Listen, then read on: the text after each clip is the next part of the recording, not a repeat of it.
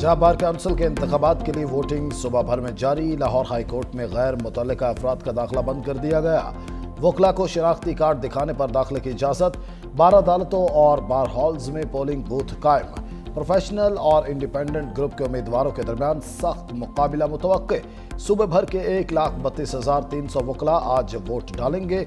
पंजाब बार की 75 नशस्तों पर 331 उम्मीदवार मैदान में हैं। पोलिंग शाम 5 बजे तक जारी रहेगी। नताइज का ऐलान 17 नवंबर को किया जाएगा।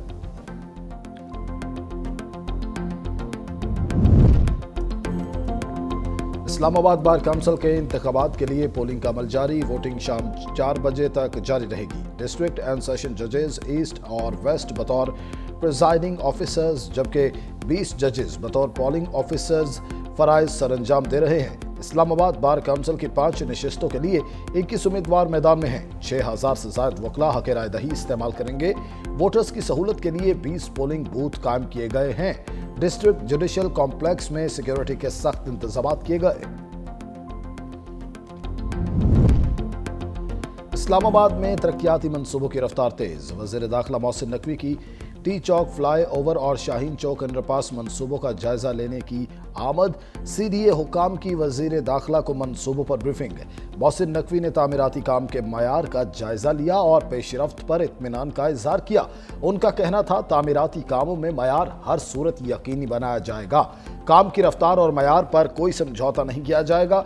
CDA हुकाम के मुताबिक टी चौक फ्लाई ओवर का 60% काम मुकम्मल हो चुका है। दिसंबर के अवाइल में ट्रैफिक के लिए खोलने का इम्कान है। दूसरी जानिब शाहीन चौक अंडरपास 1 माह में मुकम्मल करने का टास्क दे दिया गया है। और शाह महमूद कुरैशी से साबिक PTI रहनुमाओं की लाहौर में मुलाकात। फवाद चौधरी, इमरान इस्माइल और महमूद मौलवी ने मुलाकात की। PKLI में होने वाली मुलाकात में सियासी सूरत हाल पर ब्रीफिंग। शाह महमूद कुरैशी पित्ते में पथरी के मर्ज के बायस PKLI में ज़ेर इलाज हैं। लाहौर शाह महमूद कुरैशी की सहाफ़ियों से गैर रस्मी गुफ्तगू। कहा, अल्लाह जानता है बेगुनाह कैद हूँ, वही बाहर निकलने का सबब बनाएगा। मुल्क की सलामती के लिए दुआ गो हूँ। ज़राए के मुताबिक PTI रहनुमा महमूद रशीद भी जिना हस्पताल मुंतकिल। उमर सरफराज चीमा पहले ही हस्पताल में ज़ेर इलाज हैं। रिश्वत लेने के मुकदमे में NCCI के अफसरान का मज़ीद 3 दिन का जिस्मानी रिमांड मंजूर। अदालत ने मुल्जिमान को FIA की तवील में दे दिया। अदालत ने एडिशनल डायरेक्टर सरफराज चौधरी समेत दीगर तमाम मुल्जिमान का जिस्मानी रिमांड मंजूर कर लिया।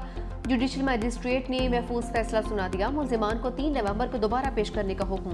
केस के दौरान एडवोकेट मुनीर भट्टी ने बताया, असिस्टेंट डायरेक्टर शेब रियाज ने डकी भाई के $3,420 अपने अकाउंट में ट्रांसफर किए हैं। मुल्जिम कॉल सेंटर से माहाना भी लेते थे। दूसरी जानिब डकी भाई ने जोए की ऐप और मोशन केस में जमानत की दरख्वास्त दायर कर दी है।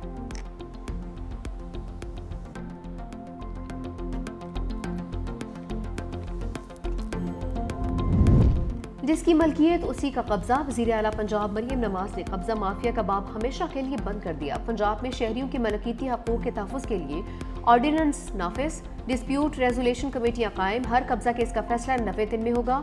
अपील कोर्ट के रिटायर्ड जज की सरबराही में कायम खसूसी ट्रिब्यूनल सुनेगा। खसूसी ट्रिब्यूनल भी 90 दिन में फैसला करने का पाबंद होगा। फैसले के बाद ज़मीन 24 घंटे में वागुजार करवाई जाएगी। वज़ीर आला मरियम नवाज ने डिस्प्यूट रेजोल्यूशन कमेटियाँ 30 दिन में फंक्शनल करने का हदफ मुकर्रर कर दिया। कहा, पंजाब में अब कोई किसी की ज़मीन नहीं छीनेगा। गरीब की ज़मीन का मुकदमा बरसों नहीं चलेगा। मां जैसी रियासत हर कमज़ोर के साथ खड़ी है।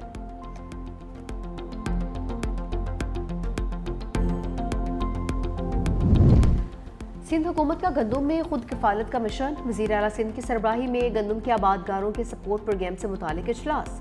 वज़ीर आला मुराद अली शाह की छोटे काश्तकारों को फौरी माली इमदाद की रकम मुंतकिल करने की हिदायत। कहा, सिंध में इस साल 22 लाख एकड़ पर गंदम काश्त की जाएगी।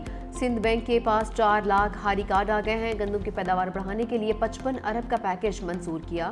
4,12,000 छोटे काश्तकारों को यूरिया और DAP खाद फराहम की जा रही है।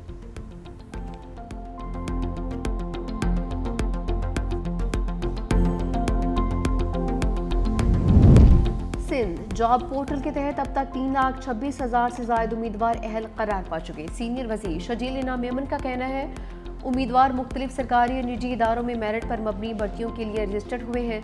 पोर्टल में ग्रेड 5 से 15 तक की सरकारी आसामियों, टेक्निकल और नॉन टेक्निकल मुलाजमतों के अलावा निजी शोबे के मौके भी शामिल हैं। पूरे निज़ाम की निगरानी शफाफ अंदाज में की जा रही है। तमाम रिकॉर्ड ऑडिट के काबिल है और हर भर्ती का अमल डिजिटल ट्रेस के तहत महफूज रहता है। शर्जील मेमन ने कहा कि सिंध हुकूमत ने मेरिट, शफाफियत और नौजवानों के रोशन मुस्तकबिल पर कोई समझौता किया है, ना ही करेगी। कराची में ट्रैफिक कवानीन की खिलाफ वर्जियों के खिलाफ जदीद ई चालान निज़ाम में तेज़ी। सिर्फ 4 दिन के दौरान शहरियों को 18,733 इलेक्ट्रॉनिक चालान जारी किए गए, जिनकी मजमूई मालियत 10 करोड़ रुपए से ज़ायद है। नए निज़ाम के तहत 24 घंटों में मजीद 5,791 ई चालान किए गए हैं। सबसे ज़्यादा 3,540 चालान सीट बेल्ट ना पहनने पर किए गए। 1,555 मोटरसाइकिल सवारों को हेलमेट ना पहनने पर जुर्माने आयद किए गए।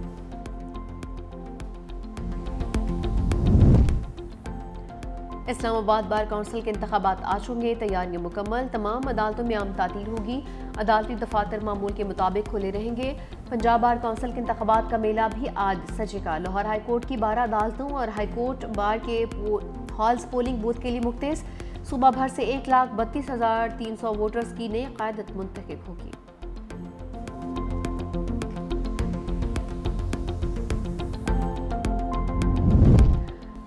भारत से आने वाली आलूदा हवाओं ने स्मोक की शिद्दत में इजाफा कर दिया। लाहौर दुनिया के आलूदा तरीन शहरों की फहरिस्त में आज भी पहले ही नंबर पर। फ़ज़ा में आलूदगी खतरनाक हद तक बढ़ गई।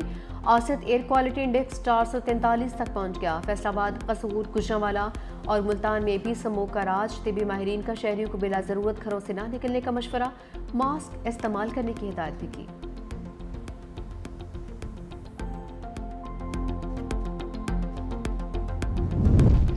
एटमी तजुर्बात शुरू करने के ऐलान पर रूस का शदीद रद्द-ए-अमल। अमरीका के जवाब में एटमी तजुर्बात का इंदिया दे दिया। खबरदार किया, अगर अमरीका ने आर्मी पाबंदी को तोड़ा तो रूस भी जवाबी कदम उठाने से गुरेज नहीं करेगा। दूसरी जानिब ईरानी वज़ीर ख़ारजा अब्बास इराक्ची ने कहा कि एटमी हथियारों से लैस गुंडा दोबारा एटमी तजुर्बात करने जा रहा है। अमरीका खुद जौहरी तजुर्बात करके दूसरों के पुरअमन प्रोग्राम को निशाना बनाता है। एटमी तजुर्बात की बहाली गैर जिम्मेदाराना इक़दाम है, जिसने आलमी अमन व सलामती को संगीन खतरे में डाल दिया है।